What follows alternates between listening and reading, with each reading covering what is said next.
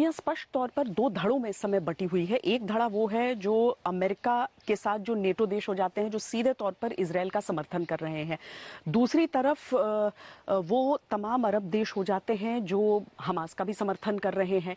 लेकिन इन सब के बीच एक बड़ा सवाल उन बंधकों का भी है जो अभी भी हमास के कब्जे में है। जैसे एक युद्ध ने पूरी दुनिया को दो खेमों में बांट दिया, इन धमाकों की गूंज पूरी दुनिया में सुनाई दे रही है।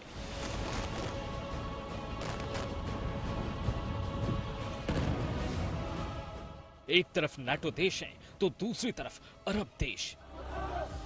एक पक्ष इजराइल के साथ डटकर खड़ा है, तो दूसरा पक्ष फिलिस्तीन के समर्थन में खुलकर सामने है। जुबानी जंग तनाव को बढ़ा रही है, धमकियां दी जा रही हैं। ईरान और अमेरिका खुलकर आमने सामने आ चुके हैं। इस जंग के दौरान पूरी दुनिया दो खेमों में बटी हुई नजर आती है। एक जो पक्ष है वो कहता है कि इजराइल के पास ये स्वतंत्रता है कि वो अपने लोगों की सुरक्षा के बारे में ख्याल करे और उसे लेकर अगर कोई आक्रमण करता है तो उस पर पलटवार करे। तो दूसरा खेमा ऐसा भी, और कई ऐसे भी देश हैं जो धर्म के साथ इसे जोड़ देते हैं, हमास के आतंक को नहीं देखते हैं। लेकिन इस सब के बीच में उस हिस्से में गई जहां पर इस समय भीषण जंग चल रही है। ये गाजा बॉर्डर से मुश्किल से 10 कदम की दूरी पर है। उस फेंस के साथ लगता हुआ जो क्षेत्र है वहां पर भयंकर आतंक मचाया था हमास के आतंकियों ने, और अब उसका इस्तेमाल एक मिलिट्री इंस्टॉलेशन के तौर पर हो रहा है और वहां से आर्टिलरी की बंदूकें जो है वो जवाब दे रही हैं। मामला यूएन तक पहुंच चुका है, जहां यूएन की जनरल असेंबली में इजराइल हमास जंग को रोकने का प्रस्ताव पास हुआ। प्रस्ताव के पक्ष में 120 वोट पड़े, वहीं विपक्ष में 14 देशों ने वोटिंग की। अमेरिका और इजराइल ने इस प्रस्ताव के खिलाफ वोट किया। भारत सहित 45 देशों ने वोट नहीं की। जंग के मोर्चे से जो खबरें आ रही हैं, वो ये भी बता रही हैं कि इस जंग में इजराइल अकेला भी पड़ता जा रहा है, खास तौर पर अरब वर्ल्ड में, जिसके साथ अभी 7 अक्टूबर से पहले तक इजराइल के रिश्ते सामान्य कर रहा था। ईरान, तुर्की, लेबनान जैसे कुछ देशों को छोड़ दे तो अरब के कई देशों के साथ इजराइल करीबी बढ़ा रहा था। लेकिन 7 अक्टूबर के बाद से सब कुछ बदल गया। अरब इजराइल रिश्ते एक बार फिर 70 साल पुराने खूनी इतिहास की तरफ मुड़ गए। मुस्लिम देश एक एक करके इजराइल के खिलाफ होते जा रहे हैं। वहीं अमेरिका भी साफ कर चुका है कि अगर कोई और मुल्क इस लड़ाई में शामिल होता है तो अमेरिका जवाब देने के लिए तैयार है। ऐसे में अरब देश अब अमेरिका को निशाने पर ले रहे हैं। इजराइल हमास युद्ध पर चर्चा यूनाइटेड नेशन में हुई, सीज फायर पर वोटिंग भी हुई, सीज फायर का प्रस्ताव भी पास हुआ। लेकिन क्या हमास और इजराइल का सीज फायर हो पाएगा? क्या अमेरिका युद्ध विराम होने देगा? और क्या इजराइल संयुक्त राष्ट्र के आदेशों को मानेगा? सवाल इसलिए भी महत्वपूर्ण है कि कनाडा ने सीज फायर के प्रस्ताव में अमेंडमेंट नोटिस दिया था कि बंधकों को तुरंत छोड़ा जाए और 7 अक्टूबर के हमले की निंदा की जाए। लेकिन ये प्रस्ताव 2/3 मेजॉरिटी हासिल नहीं कर सका और खारिज हो गया। इजराइल की तरफ से हमलों में भयंकर तेजी आई है। गाजा पट्टी की तरफ से रॉकेट दागे गए हैं, उनकी संख्या में बढ़ोतरी की गई है और इसका सबसे बड़ा कारण है कि इजराइल चाहता है जल्द से जल्द इस युद्ध का वो अंत कर सके। बहुत जरूरी है उसके लिए कि वो हमास के उस पूरे ढांचे को नेस्तनाबूद करे और एक एक करके जो कथित पदाधिकारी हैं हमास के, जो उसका डिप्टी कमांडर है, उसको उसका मारा जाना भी एक बड़ी कामयाबी इजरायली फोर्सेस के लिए, आईडीएफ के लिए। दरअसल जितनी भी जो सीमावर्ती इलाके हैं वहां से जो आम लोग हैं उन्हें पूरी तरीके से निकाल लिया गया है, इवैक्यूएट किया गया है, ताकि वहां पर निर्बाध इजराइल की तरफ से आक्रमण चल सके। जिस तरह से अंतर्राष्ट्रीय दबाव बढ़ रहा है, दुनिया जिन खेमों में बटी हुई है और अंतर्राष्ट्रीय दबाव अलग अलग खेमों के हिसाब से बढ़ रहा है, इजराइल की तरफ से ये कोशिश है कि जल्द से जल्द कोई निष्कर्ष निकल सके, आतंकी हमास पर इस तरह का दबाव बन सके कि जो बंधक हैं उनकी रिहाई भी संभव हो पाए। इसके पहले ईरान के विदेश मंत्री ने 26 अक्टूबर को न्यूयॉर्क में यूएन जनरल असेंबली में कहा था, हमास बंधकों को छोड़ने के लिए तैयार है। लेकिन फिर पूरी दुनिया को इजराइल की जेलों में बंद 6000 फिलिस्तीनियों की रिहाई का समर्थन करना चाहिए। गाजा में चल रही जंग को धार्मिक रंग दिया जा रहा है। ये काम हमास को आतंकी बताने की बजाय आजादी की लड़ाई लड़ने वाला बताने वाले तुर्की के राष्ट्रपति एर्दोगन ने किया है। इस बीच इस युद्ध को लेकर, गाजा में स्थिति को लेकर यूनाइटेड नेशंस में प्रस्ताव आया, लेकिन इस प्रस्ताव में हमास का कहीं भी जिक्र नहीं था, हमास के आतंक का कहीं भी जिक्र नहीं था। जब वोटिंग हुई, भारत ने खुद को इससे दूर रखा है। लेकिन किस तरह की सियासत देश में छिड़ गई है वो आपको दिखाते हैं।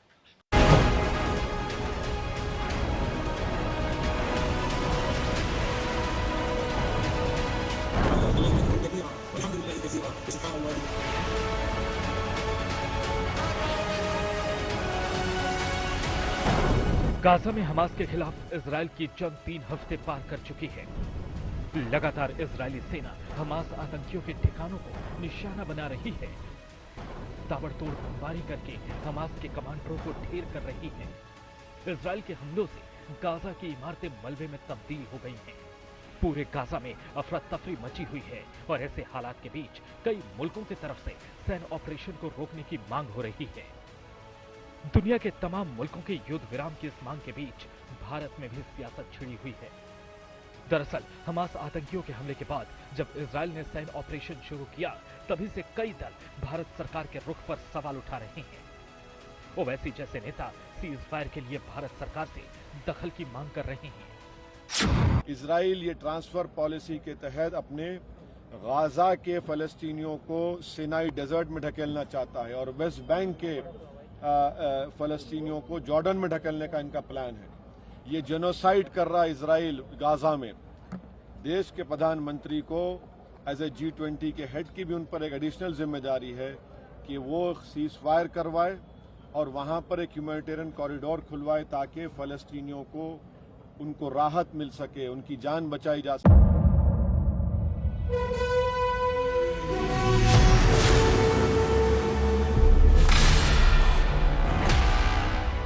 मुद्दों का मैदान, जिम्मेदारी लेंगे, तर्कों पर घमासान। क्या बताना चाहते हैं इस देश को? किससे किसकी ठनी, न्याय की नीति नहीं बनती है। किसने दी किसे पटखनी? क्या सच है जिसको छिपाने की कोशिश? खबरों की दुनिया का सबसे बड़ा अखाड़ा दंगल देखे मेरे यानी चित्रा त्रिपाठी के साथ रोज शाम 5 बजे सिर्फ आज तक पर।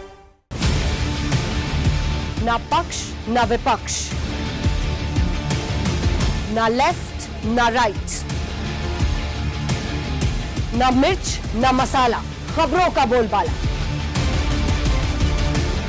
निडर निर्भीक सबसे सटीक स्पेशल रिपोर्ट सिर्फ आज तक पर।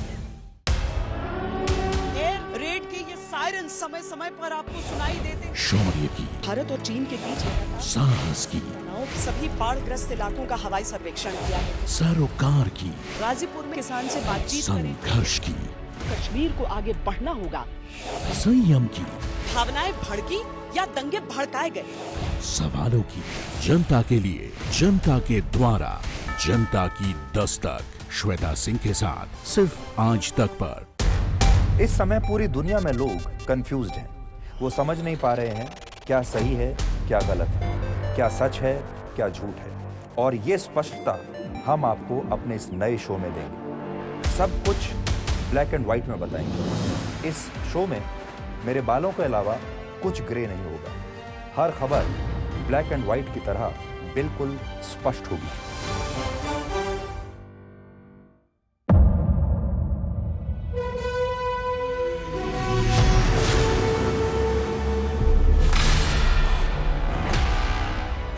मुद्दों का मैदान, जिम्मेदारी लेंगे, तर्कों पर घमासान। क्या बताना चाहते हैं इस देश को? किससे किसकी ठनी, न्याय की नीति नहीं बनती है। किसने दी किसे पटखनी? क्या सच है जिसको छिपाने की कोशिश? खबरों की दुनिया का सबसे बड़ा अखाड़ा दंगल देखे मेरे यानी चित्रा त्रिपाठी के साथ रोज शाम 5 बजे सिर्फ आज तक पर। ना पक्ष ना विपक्ष, ना लेफ्ट ना राइट, ना मिर्च ना मसाला, खबरों का बोलबाला, निडर निर्भीक सबसे सटीक स्पेशल रिपोर्ट सिर्फ आज तक पर। एयर रेड के ये सायरन समय समय पर आपको सुनाई देते। शौर्य की, भारत और चीन के बीच साहस की, सभी बाढ़ग्रस्त इलाकों का हवाई सर्वेक्षण किया, सरोकार की, गाजीपुर में किसान से बातचीत करें, संघर्ष की, कश्मीर को आगे बढ़ना होगा, संयम की, भावनाएं भड़की या दंगे भड़काए गए, सवालों की, जनता के लिए, जनता के द्वारा, जनता की दस्तक। श्वेता सिंह के साथ सिर्फ आज तक पर।